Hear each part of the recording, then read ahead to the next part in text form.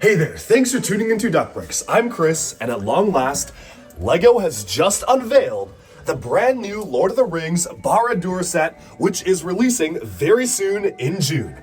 Now this is the dream set of a lot of Lord of the Rings fans, especially myself, and I am so excited to give you not only a hands-on look and everything included in the set itself, but also an interview with the designers of the set, as well as the graphic designer of the minifigures and stickers and prints that I was able to conduct all the way back in September for Fan Media Days in Billund, Denmark.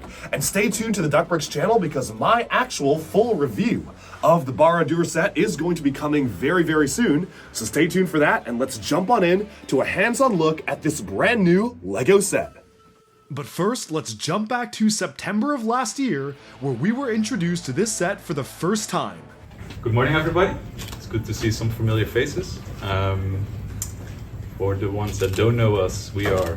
I'm Pizza, Senior Model Designer in LEGO Icons. My name is Ashwin, and I'm a Senior Graphic Designer in Icons. And today we are very excited to show you the next thing from the Icons kitchen. Let's rewind the clock back a year ago while we were all in the other room when we unveiled something that was out of the blue, out of the unexpected, but the room got lit up and it was very exciting to see the enthusiasm of everybody. So we listened and we built it for the next 8 months. Antitsa did amazing work on something that we will reveal today, and she put blood, sweat and tears into this amazing model that we will show you today. Don't worry. Almost. But I hope you guys are excited as us, and let's get it to work. When I help Will somebody else?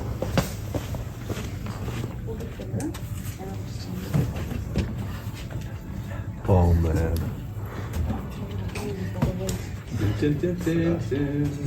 You can sing. Everyone Close enough.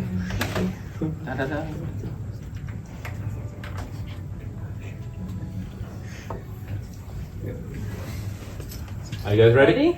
Yeah. Shall we do a little countdown? No. Yeah. 3, 2, 1.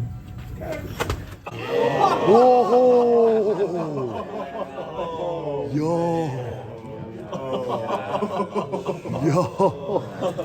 Oh my god. Next summer, the Lord of the Rings will continue with Barad Dur. So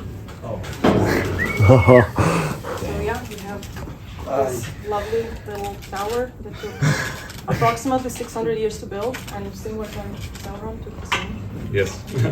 Oh, there's gonna be a minifig Sauron. Let's Yeah, go. so we can see the exterior, mostly black. So something that we wanted to do was to kind of make it more alive. So we added this color gradient in some spots that are like closer to the fire or the sort of light. We have one function on the front. So if you turn the knob, the door, the gates, they do open. Very fun. And of course, if you were wondering, the eye does move. Oh. It can see you wherever you are. Do not hide from the eye. And I would like to show you the interior as we're going through it. There's minifigs. Show you which figures we have. Should we start? Yeah, so the first one, we have this small vignette with Frodo and Sam. And yeah, they're just like on their little tour through Mordor, trying to get rid of this little piece of jewelry that they don't want. But they cannot be alone, of course. So we have a new Gollum piece. Oh. Now with movable arms and a new print. And I mean now what? in the second movie, the Frodo and Sam, they will get disguised as orcs. So we have included their signature helmets as a new element for them as well, so that you can dress them up as orcs. Are you ready to see inside? Alright, So something super fun about this model was that we actually never see inside of the tower. We barely see it on the outside except when it's collapsing down. So we had a lot of creative freedom coming up with different stories that's going to be going on inside. So what we have on the ground floor, we have this little forge where all the orcs are working hard, making weapons for Sauron's army. We have a prison area for bad orcs and other people. They're of course using lava really well, so they're using it to forge and to do other stuff. We have a little cave there where Gollum is hiding, trying to get the ring back somehow, last minute efforts. Then we have the top floor where we have a little orc hangout zone, so they have a little canteen or like a dining hall. So yeah, they have they're also using lava to cook their lunch, and they have yeah, I don't know if you can see there's a menu, and we had the on the menu. Yeah, there are little hidden things here and there. I will let you discover them for yourself. But there are little things hidden in the rocks. And if you actually want to look first, figures for these two levels. So we have a few orcs in different skin tones. So we have a orc that is forging the weaponry, and we have an orc that is a chef. So, of course, the army has to eat, so that's his task. In total, you will get 4 new orcs, 4 new torso prints, 2 head prints that will be shared, and 2 new leg prints that will be shared across. So these are the first 2. We also will recolor the wig that you will find in the Harry Potter of the how are they called? The goblins. So we will recolor that hair piece to match the orcs. Yes. Yeah, and then going up, we have a very important person's office or sitting room. So this is where Sauron basically sits and just forges around what's going to happen, and we have a function here so to reveal some secrets in there. So this is old war room where you can see the map of Middle-earth and all the plans, what he intends to do, and we have a really cool new piece that we actually want to talk about. Oh yeah, so we have printed a hat that will function as a palantir where the evil Sauron can communicate with Saruman. So on the front you will have the burning tree of Minas Tirith, and on the back there is a scene that Hobbiton is potentially on fire. Oh, so yeah, it's a cool piece. Together with the palantir element, it illuminates and yeah, shows it in a bigger perspective. Oh, sorry. And then going up, we have the tower. So on the ground floor of the tower, we have Mouth of Sauron's little office. So he's Sauron's general, and he has a desk where he does his correspondence. He has some nice decoration around him. Something fun that will included. He has Frodo's Mayfield shirt, so you can Aragorn and say, hey, we have your kid. And then on the top floor, we have libraries, so it's like a place where all the dark knowledge of the earth is assembled. And we have a little function where you have the ladder that can go left and right. And maybe to reveal the rest of the figures. So the full lineup is the 4 orc soldiers, and we will have 4 new helmet pieces in total. So the 2 distinctive armored pieces, helmet pieces that you see in the movie that Frodo and Sam are wearing, and then we created 2 new helmet pieces for the other orcs. So yeah, 4 new orc soldiers.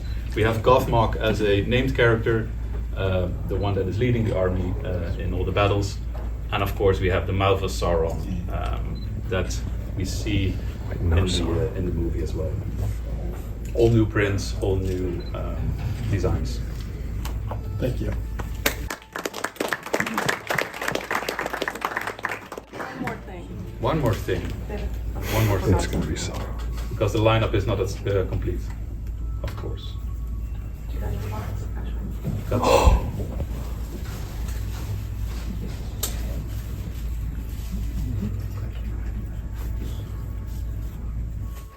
Oh.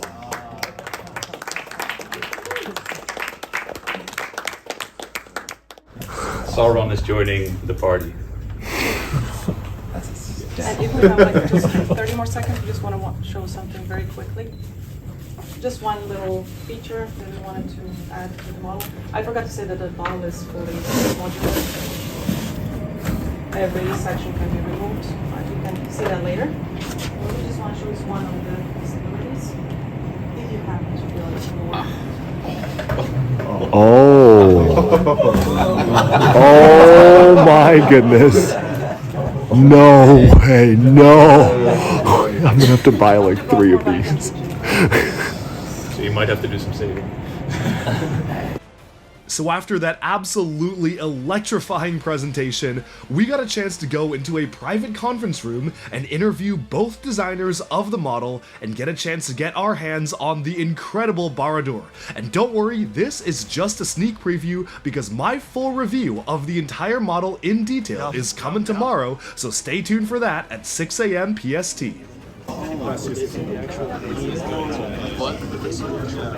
Oh, that's beautiful. Hi, I'm Chris. Thank you so much for doing this. I'm Robert. Hi, nice to meet you. Is this your first time here? This is honest, not my first time in Denmark, but Okay. my first time. It feels like the first time in Denmark, honestly, Right, okay. because this has just been such an overwhelming past few days. But Yeah.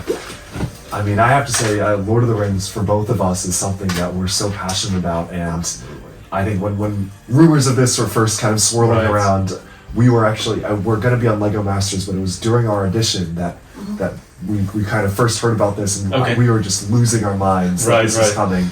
And now to actually see it, it's just so cool.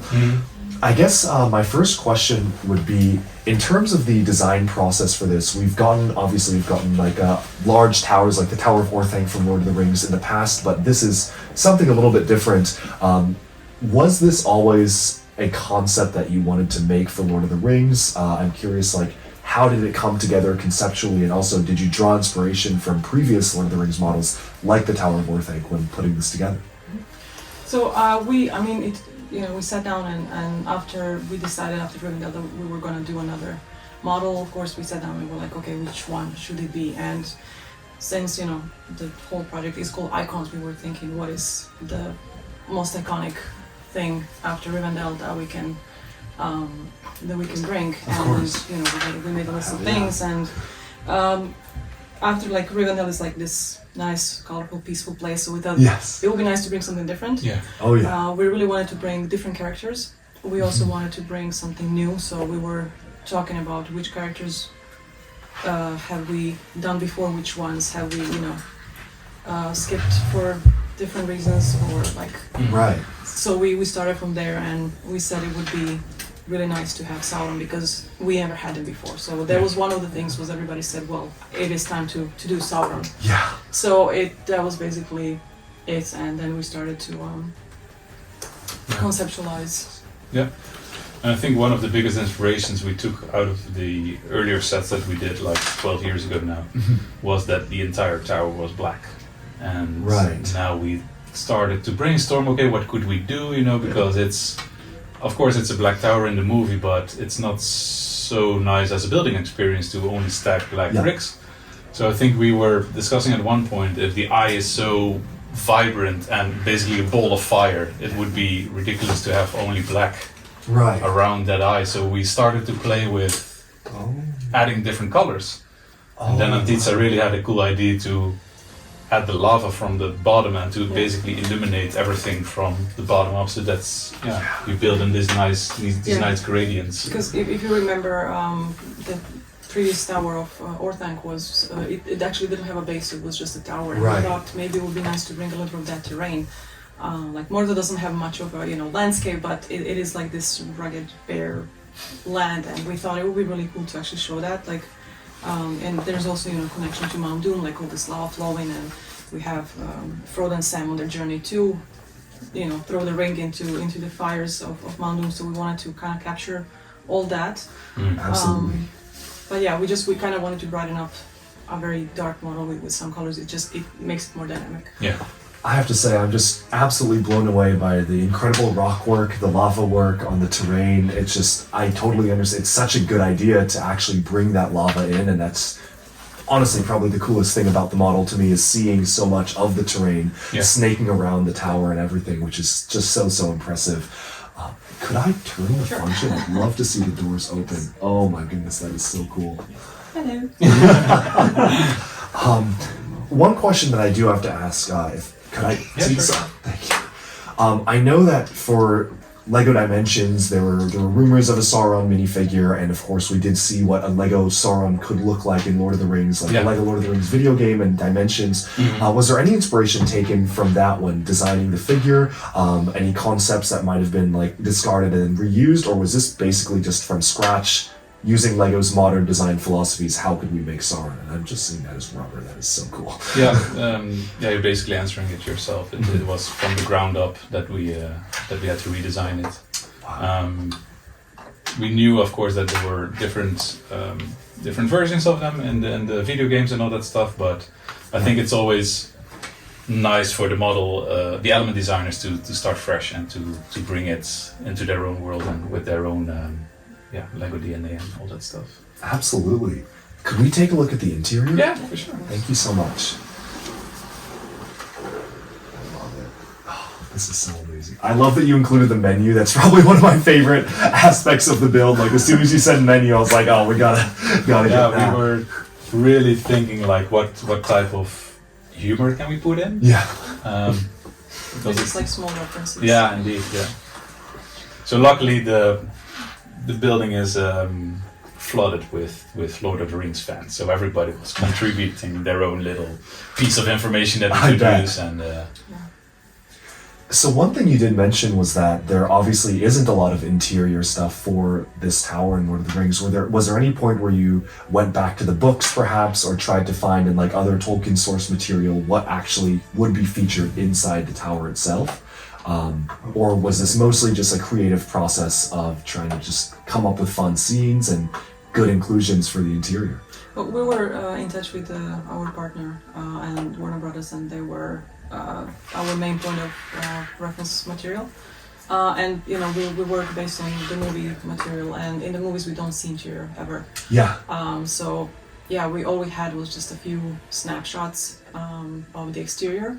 So that was also something that we kind of had a lot of freedom with, and basically the discussion with the IP partner was we agreed that we're just gonna propose what stories we think that make sense in this space that we've never seen before, and they said, okay, just show us what you think could be in there, and then let's take the discussion from there. So we just we showed them this and they loved it. So yeah, it was actually great. Like it is based on an IP, but you do still have a lot of creative freedom. Like we had pretty much open that's really hands nice to do whatever we want. I think it was also nice for you to basically come up with your own versions, right, of what the inside of the tower could be, and you were brainstorming with the team. Okay, what could we include? This was the result. Were there any? If you want to see the side better, we can just take. Oh yeah, that works. Because it's actually Interesting. easier to see. That's the tower. Oh, there we go. Oh, that's cool how it It's a little bit- slides. I love that. Oh, yeah. So we can take every section out and just have a better look. Wow. It's Oh, like a cake. whoa. It's a Okay. we call it cake. With all these layers. Cake building. Yeah. So obviously one of the coolest things that you showed off was the fact that you can get multiple copies of this set, or at least multiple sections of this tower, Right, yeah. and essentially combine them to make really the scale of the tower of what it is in the movie. I guess my question is, maybe this is more of a personal question, that obviously there's a lot of extra pieces included in the set. Was there any consideration to, if people were to buy multiple copies of this to make it taller, any like alternate build ideas, or even just ways that you could strengthen or add on to the base? Or is it just that you have this tower section, if you want to, you could get more and just make it taller and kind of go from there? I mean, it's a similar principle that we have with our modular buildings and the concept, So yeah, we were trying to follow that idea of if you have maybe extra pieces of your own. If you have extra pieces from another set, you could do that and stack them up. That makes sense. I mean, this is just so incredible. I love the minifigure selection as well. And is that a new Urukai shield? Oh, that Yes. Oh, yeah. Did Oh, we yeah. add the Yeah, we situation? forgot to mention We forgot to that. mention the shield, yeah. That is so cool to So see. yeah, the new elements are mostly for the figures, I think. Yeah, so we have the new shield. Yep. We have a new family pack of helmets for orcs. Right. And we have 8 helmets inside. Yeah, and we have. Oh, Is it 8? Yes. 6 or 8. 6 or 8, yeah. so it's like the weapons pack, Yeah, but it's yeah. 8 It's 4 helmets. helmets. Oh, yeah. that's So interesting. basically every figure in the set can wear a helmet. So we have 2 specific ones for Frodo and Sam, and then we have Yeah. 2 different designs for orcs. And we also have, of course, Of course. Mouth of Sauron, and then we have Sauron, which are also Yeah. new elements. And Golem is a new, That's new right. design as well. So I guess I'm curious. So these are going to be gunmetal gray, I'm Yeah, guessing? yeah, they're Yes. not, Gotcha. they're not, These are just they're not printed. done yet. Of course, yeah. I mean, it's really cool It's to the actually same see them. as this, as the sword. basically. Awesome. Yeah, And also Mouth of Sauron's helmet was redesigned, so now it has this. the cloth. Yeah, Oh, basically. yeah. That's really cool. Okay, well, I guess the next question would be, when designing a set like this, where do you strike the balance between making a playset with fun interiors and something that has a lot of playability and design to it versus going to something, let's say, more authentic, 100% to the movie, maybe like a microscale version, but with that height? Where is the decision made there to really, I mean, I love the set as it is, but I'm curious how decisions were made in terms of making this more playable for minifigures. I know we just saw a prototype of Rivendell that was microscale, and I'm curious if that was ever considered for this set. Since Rivendell was made as a minifigure scale, we also said that this one had to offer the same experience. So we Makes sense. if you look at the building from outside, it might look like it is microscale because this is such a massive building, and we wanted to capture the detail that Yeah. it is iconic for, but also adapt it to a minifigure scale. So there's like a little bit of a compromise between minifigure scale and micro scale. So you can see that you have the gates that are clearly minifigure scale, but Yeah. if you just stand back a little bit, it also could look like it's Massive micro scale. gates, yeah. Yeah. So we of course always want to include every playable feature if we can. So that is, especially in this tower where we think there's a lot of things going on, like industrial. Like they probably have a forge, they have some sort of heavy machinery going Yeah. on because they're trying to build up an army and all this weaponry. So we wanted to add that. So we also have like these the gears that we left exposed on purpose because we thought it helps with the whole. It adds to feel. the aesthetic. Yeah. But yeah, we did include a few features, removable things in the model. There are a few hidden things, like there's a rock there that has the little hidden. You can just pull the rock. Oh, that's nice. You want to get that? I like that. Wow. I mean, this is just such an incredible one. This might be one of my most anticipated sets next year, if not the most. This is just so Yeah, incredible. So just slide it in there and it locks. It just clicks right in. Are there any notable recolors that you had to do for the set, or any new, like, aside from, of course, the minifig stuff, any new notable element frames or stuff like that that were done? I think we used all of our element frames for the figures because that Makes was a sense. priority. Like we wanted to bring as many new characters as we could. Yeah. And then we lock it with the Perfect. symbol. We do have some recolors, mostly on top, because we really wanted to create this gradient. Right. So this is a new color for Yeah. this element, and some of these bows and slopes are also new colors. The dark brown, and then there's this piece here is also Oh, yeah, light wow. brown. It's also the recolor. We have the spears. They're coming in black now for the first time, and let me remember. We had quite a few. I think it is these that are coming now in brown. Oh yeah, Already that's coming brown definitely before. going around. Wow. Okay. It's hard to remember Are now. When you see the these- finished I don't know model. if this, but, Oh wow, this is just. Yeah. And I see you use the Harry Potter pieces here as well. Like Yeah, the they're book really pieces. That's awesome to really cool create. see. Yeah. I'm curious, like, about creating the eye. The usage of the Lego Nexo Knights blades Yeah. is such an inspired idea to kind of bring that in, and I really love the jagged aspect of that. I'm kind of curious, like, how many iterations did you go through? Like, did you have an idea for the eye going in and just implemented, or was that something that was iterated on a lot to kind of land It on the was final thing? iterated. We had a whole team working on different Wow. versions of the eye because we were thinking of different possibilities of, first of all, what the eye should look like and then what it should do. So it was I think in the original sketch it was stationary, so it didn't really move a lot. And then we were thinking, okay, should it move up, down, left, right? How should we, like, what are the important things that we need to? And then we started from there. Quite flexible. The mount guard element was, I think, something I started with, and I really like that element, and I felt like we should build the eye around that element. So that was pretty much a starting point. And Okay. then I also found the Nexonite element. I just felt like it was perfect to create a little bit of that flamey texture. Oh yeah.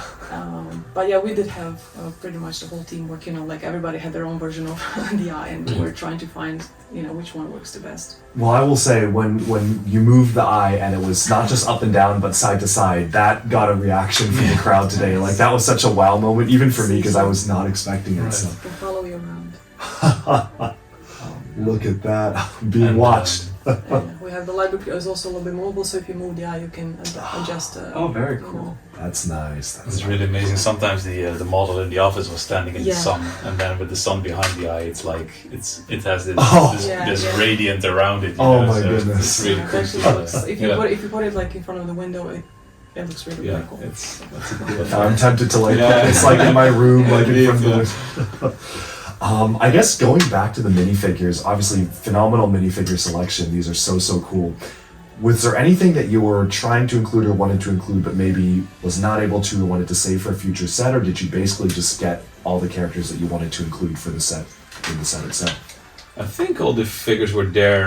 We wanted to include, of course, as many orcs as possible, but then we are going against budgets or frames or whatever is Right. available for us. So we were starting with the core characters, which are basically Sauron, Mouth of Sauron, and Gothmog. And from there we had our hero characters. And from there we kind of were checking, like, okay, how can we fill it up? So that was the idea of including these 4 different orcs in their different outfits, but we are swapping some legs and heads around. So every head is like 2-sided print. Oh, that's So you can have like either a angry aggression or more of a ready for the meal. indeed.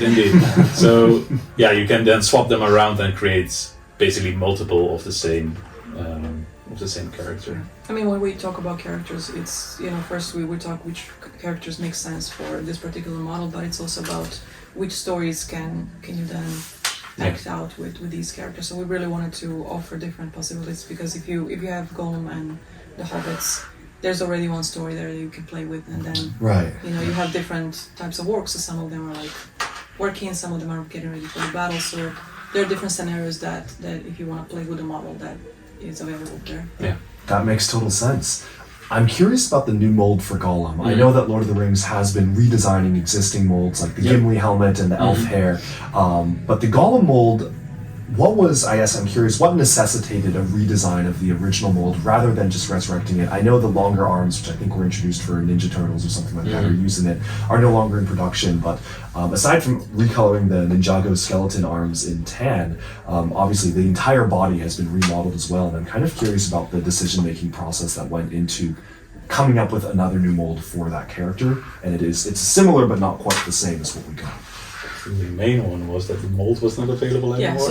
so Yeah, of course, since yeah. we had Gollum, because we didn't make him, it didn't make sense to make him for Rivendell. So once we decided to make him for this model, the mold was not available. So we instead of just bringing the same mold, we said maybe this is an opportunity to actually do the updates. We did the same for Mouth of Sauron. Right. We did have the helmet before, but we wanted to make a little bit of update, like freshen it up just a bit.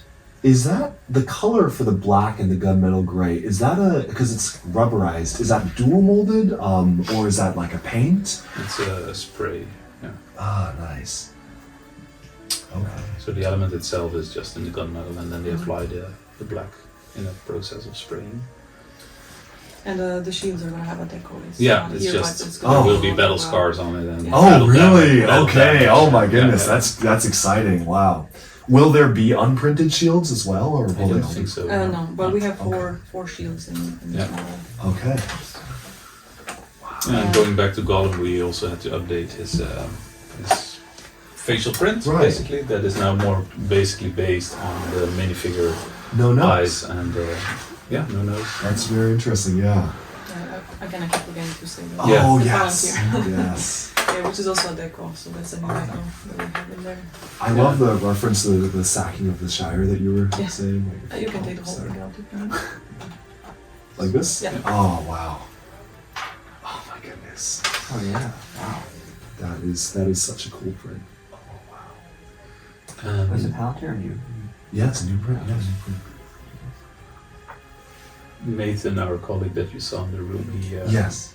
he just started working. He just joined the company, and we were basically throwing him in this task. But he did an amazing job. He created basically almost all the graphics that you see with the stickers and the Palantir. Like a And minifigure head. Yeah, just Yeah. so there are a lot of references as well to the movies and to other Easter eggs, basically within Oh, the stickers. man, I love that little model of the.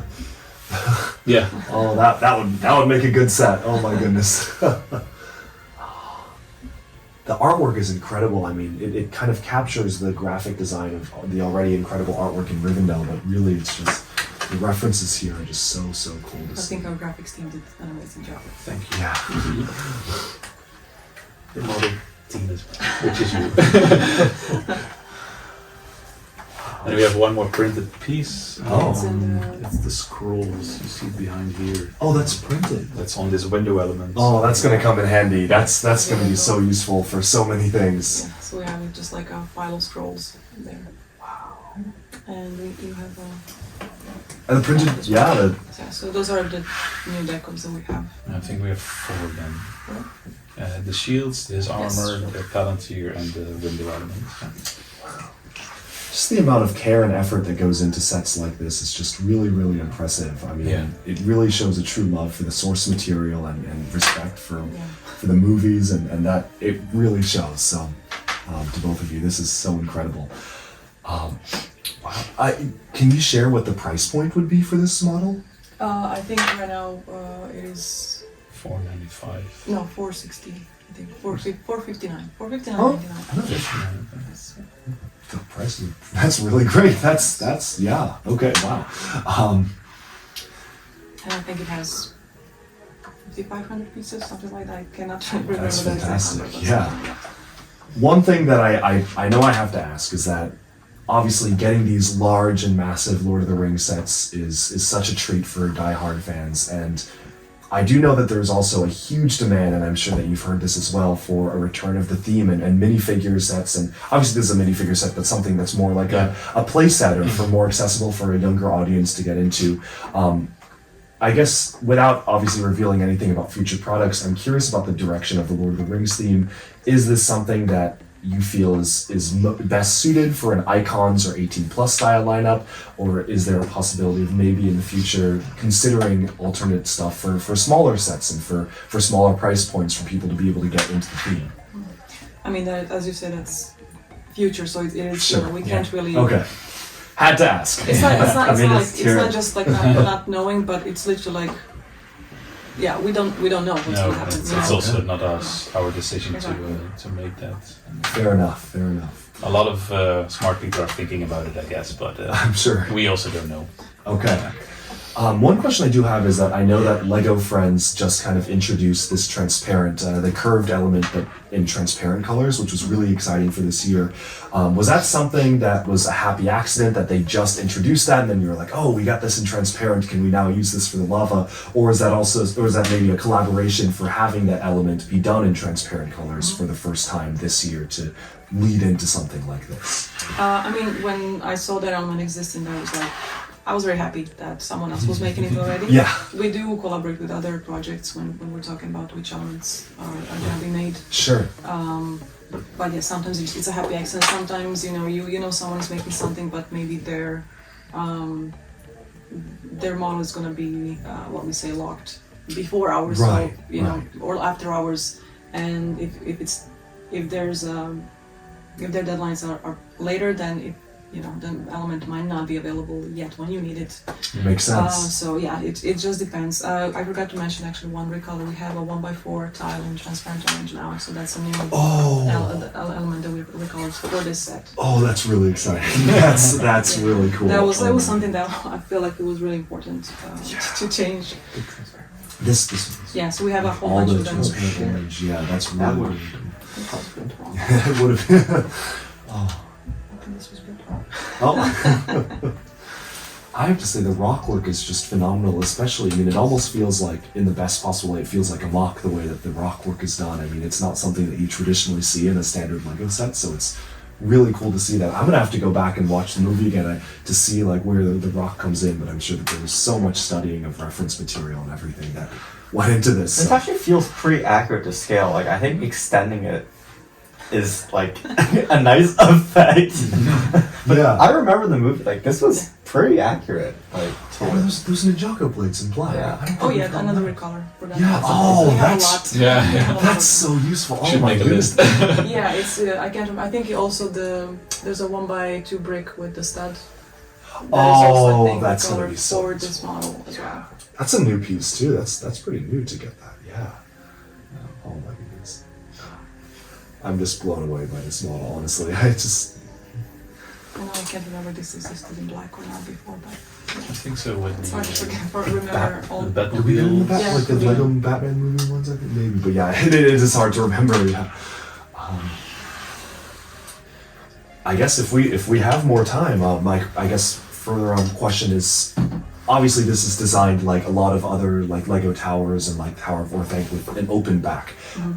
Was there ever any consideration to make it a fully enclosed tower, maybe something that could split open, or forgoing the interior and just going with the full tower on the back as well? Or was this always something, I know you were saying once Rivendell did minifigure Yeah. scale, you wanted to make it playable, but was it ever considered to have a back, or was it always kind of like this? I feel like it was always the idea to have the interior, especially because of Rivendell and because we did want to have, like, if people do have sets from before, we wanted to Right. continue that. So Yeah. we had the Tower of Orthanc that had interior, so it did make sense to show that, because Sure. it's a great opportunity to imagine what could have happened in that tower. Yeah. So yeah, it just made sense. It's a little bit of. Oh, nice. Oh, that's the menu. Is this the no? These are the the menus. Is that the menu? Only one item on it. This is a great sticker though. Again, the graphic design is just phenomenal on this. So. Really, really well done. Oh my goodness. I feel like this is the kind of model that you can just get lost in the details of. Yeah, I mean, I literally keep forgetting some things that are in there. So. What is your favorite part about the model? Like, favorite thing that you designed? Oh my god, I don't know. I really, really, really love the throne room. the mechanism is so cool. Yeah, this was. I mean, we had the whole team. I just I was the lead designer on this, but we had the whole team participating, and I love how everybody suggested some things, and people kept coming with little builds. So we had a lot of different people building little details or solutions for functions. Like we had Mike helping with some of these little things, and Oh, that's cool. Mike yeah, Siaki? yeah. Ah. I mean, I can say with the whole team that was Wow. helping with little bits, because everybody is a big fan, and Yeah. sometimes you would work on something and someone would just show up and say, I have an idea for this, can I just quickly Sure. do something? Mhm. And like I feel like that is my favorite part of the model. Just knowing that everybody was so excited by it, and we had so many different people contributing to it. Yeah. But I do love the throne room the most. I think that's so impressive how it opens up. It's so smooth too. It's really nice. I guess on your end, was there anything graphics-wise that was really fun to include, or even for the minifigures and whatnot? Like, what was your favorite thing? Well, on the model, it's actually the use of color, because it's actually such a black thing in the movie that the way Antitsa incorporated the colors is something that I always liked about the model. That it's not just a black thing, but and I think we brainstormed about it. Like, okay, what could we do? And I think that's the entire silhouette just vibrates now more. So that's one of my favorite things. I think in the design process it was also nice to include all the accessories that we wanted for all the figures. So we were able to do the helmets at one point, because it was a struggle to get them into the family mold, and the team did an amazing job to figuring out like how can we produce these in such a way that you get it as a family pack. As a graphic designer, it's always nice to work on these themes, that are coming back, and seeing those characters on your screen, and that you have to translate them to the Lego DNA. Absolutely. Is there, maybe other than Sauron, is there a favorite minifigure that either of you have in the set? I think I like the orcs just because we had fun with them. We could just design them, and we could just make up some of the armor. The reference was sometimes hard to see, what they're wearing. So we could have a little bit of freedom with them. So it was really nice. Yeah, I mean, going back to the helmets, it is so special to have the helmets as a family pack, because I don't think we've ever gotten that really before. I mean, with Ninjago we get the weapon packs, and maybe Spider-Man, you have the webbing. But not helmets and like actual minifigure accessories, which is I think that's a new level that we kind of achieved now with this set to do that. So So did you have to was there new technology that you had to invest in to make that happen, or was it just more of like a process improvement to be able to do this? Oh, maybe we are out of time. who is there? Okay. You're out of time. Okay. Well, thank you both so much. Yes, this has been such a pleasure talking to you and learning about the model. Yes, thank you so much. Thank you. I'll be buying this day one. I'll be probably buying 2 or 3. And with that, we've summed up our look at the Barad Dur set, and definitely stay tuned for the full review coming very soon. I hope that you enjoyed our interview with the designers of the set as they announced it, as well as getting a chance to ask them all sorts of in-depth questions about the model. This is super, super cool, and I'm so excited for everybody to be able to experience it themselves. And with that, we've summed up this showcase of the brand new LEGO Lord of the Rings set. Thank you so much for tuning in. Be sure to like and subscribe for even more LEGO news, reviews, discussion, and analyses coming your way very soon, and bye for now.